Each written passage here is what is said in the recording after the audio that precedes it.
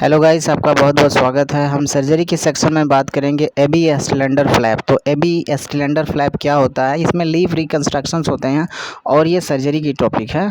इसमें सर्जरी होती है, रिकंस्ट्रक्ट किए जाते हैं लीफ होते हैं, जो ओट होते हैं। तो जब ओरल कैंसर हो गया या माउथ कैंसर हो गया या ट्रामा हो गया, एक्सीडेंटल केस है, तो उस मैटर में जो मुंह के जो बगल की कोशिका जो मसल्स हैं वो फट जाती हैं, तो उनकी सर्जरी होती है। तो यहाँ पे जो सर्जरी होती है या वहाँ पे जो फ्लैप्स यूज़ किए जाते हैं, जनरली उसका नाम है एबी सिलेंडर फ्लैप्स। ये सर्जरी होने के बाद पेशेंट में ये देखा जाता है कि उसको स्पीच में प्रॉब्लम ना हो, बोलने में दिक्कत ना हो। फेशियल एक्सप्रेशन यानी कि वो किसी के सामने जब वो मुस्कुराए, हंसे या रोए, क्रोध करे, तो उसका एक्सप्रेशन ठीक हो।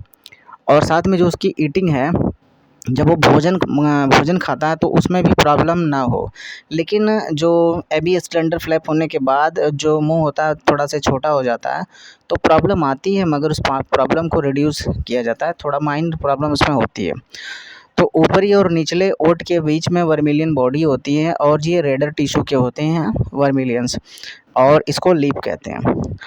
तो आप यहाँ पे देख सकते हैं ये लेटरल व्यू है और ये तो फ्रंटल था, ये लेटरल है। और यहाँ पे हमने इसको लेवल किया है क्योंकि सर्जरी से पहले इसको लेवल करना पड़ता है। तो यहाँ पे इसके नामों के बारे में हम चर्चा करेंगे। तो गाइस, यहाँ पे क्या है, यह रेड इसलिए होता है क्योंकि यहाँ पे स्किन जो होती है काफ़ी थिन होती है और यहाँ पे जो कैपिलरी होती हैं बहुत ज़्यादा होती हैं, लार्ज अमाउंट में यहाँ पे कैपिलरी होती है। तो जो वर्मिलियंस होता है, ये ओरल म्यूकोसा और रेगुलर स्किन से बिल्कुल अलग होता है और ये कॉर्निफाइड होकर के जो है स्ट्रेटम कॉर्नियम बनाती है। और यहाँ पर सेलिब्री ग्लैंड नहीं पाई जाती हैं, यहाँ पे ओरल म्यूकोसा से ये बिल्कुल डिफरेंट होता है और ये रेगुलर स्किन से अलग होता है। और ये जो होता है वो हाईली वैस्कुलराइज होता है, पतला होता है, और इसमें जो होता है स्वीट ग्लैंड भी एब्सेंट होती हैं और हेयर के फॉलिकल्स भी यहाँ पे नहीं पाए जाते हैं, यानी कि यहाँ पे बाल भी नहीं उगते हैं। तो जो वर्मिलियंस बॉर्डर होता है वोट का वो भाग होता है जिसमें फिल्ट्रम 2 वर्टिकल्स लाइंस में होते हैं, और ये नाक के जो बेस होता है वहाँ से, और साथ ही साथ सेंट्रल वर्मिलियन बॉर्डर से होकर के गुजरता है, और इसमें सेंट्रल लिप का जो निर्माण होता है। और इसमें जो लेटरल अपर लिप होते हैं बिटवीन फिल्ट्रम एंड कमीजर से होकर के जाता है, और जो कमीजर होते हैं वो एरिया होते हैं जहाँ पर अपर और लोअर लिप लेटरली एक दूसरे से आकर के मिलते हैं गाइस। तो गाइस, जो ऑर्बिकुलरिस ओरिस होता है, ये लीप की जो होती है प्राइमरी अंडरलाइंग मसल होती है, और ऊपरी और निचले ओट को जो होता है वो सर्कमफेरेंशियल मसल जो होती है ये होती है। और इसके जो कंट्रैक्शन की वजह से, इसको कॉन्ट्रैक्ट होने के कारण जो होता है स्पीच होती है, एक्सप्रेशंस होते हैं, चेविंग करते हैं हम, और स्वेलोविंग भी करते हैं, भोजन को निगलते भी हैं और कूचते भी हैं। तो ये क्रियाएं संपन्न होती हैं इस मसल के द्वारा। और साथ ही साथ गाइस, इसमें यह अपने टोन को मेंटेन रखती है, अपनी टोनिसिटी को बरकरार रखती है, मतलब कि prevent object from falling out of the mouth, या इसको ओरल कंपिटेंस भी कह सकते हैं। और गाइस, यहाँ पे जो नर्व की सप्लाई होती है, वहाँ पे दो नर्व की सप्लाई होती है। जो क्रेनियल नर्व होती हैं ये दो होती हैं, ट्राइजेमाइनल नर्व और फेशियल नर्व होती है। जो ट्राइजेमाइनल नर्व होती है, हम इन दोनों नर्वों पर चर्चा भी करेंगे गाइस।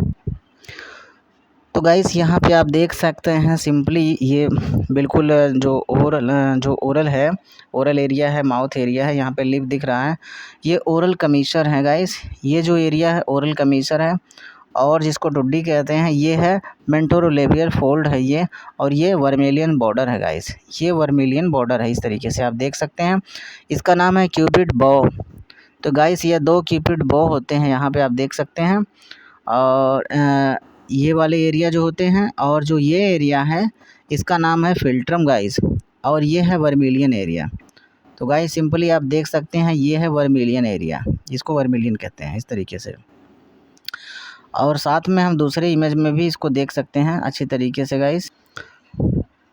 और गाइस, इसमें जो ट्राइजेमाइनल नर्व होती है, ट्राइजेमाइनल नर्व का जो मैक्सिलरी डिवीज़न होता है वो इंफ्रा ऑर्बिटल नर्व होता है, जो ऊपरी ओट में सेंसेशन करता है, उसको संवेदना पहुंचाता है और उसको ग्रहण करता है। और जो इंफ्रा ऑर्बिटल नर्व से होकर के चिक और एला नेजल जो साइड वॉल है, जो अपर चिक हो से होकर के इसमें सेंसेशन जाती है, इसकी सेंसेशन की यहाँ पे सप्लाई होती है। जो मेंटाल नर्व होती है वो क्या करती है, मेंटल नर्व से लोअर लिप में जो सेंसरी इनर्वेशंस होते हैं, और साथ में जो मेंटल नर्व होती है उसका जो टर्मिनल ब्रांच होता है वो इंफीरियर एल्वियोलर नर्व की ओर, जो कि ट्राइजेमिनल नर्व की जो होती है मैंडिबुलर डिवीजन होती है वहाँ से होकर के वो गुजरता है। और इस मसल में जो होता है एक्सटर्नल कैरोटिड आर्टरी के ब्रांच की सप्लाई होती है, वहीं से ब्लड जाता है। यानी कि जो फेशियल आर्टरी है और सुपेरियर लेबियल आर्टरी से यहाँ पे ब्लड की सप्लाई होती है, और उसी के फटने की वजह से यहाँ पे ब्लीडिंग होती है गाइस। इस तरीके से आप तो गाइस इस तरीके से आप ये सर्जिकल प्रोसीजर देख सकते हैं। जो आर्टरी के फटने के जो 2 आर्टरियों पे हमने चर्चा की है, उसी के लीक होने की वजह से ये ब्लड निकलते हैं, और एक्सटर्नल कैरोटिड आर्टरी के ब्रांच की सप्लाई होती है, यानी कि फेशियल आर्टरी और सुपीरियर लेबियल आर्टरी के फटने की वजह से ये सब ब्लीड होता है।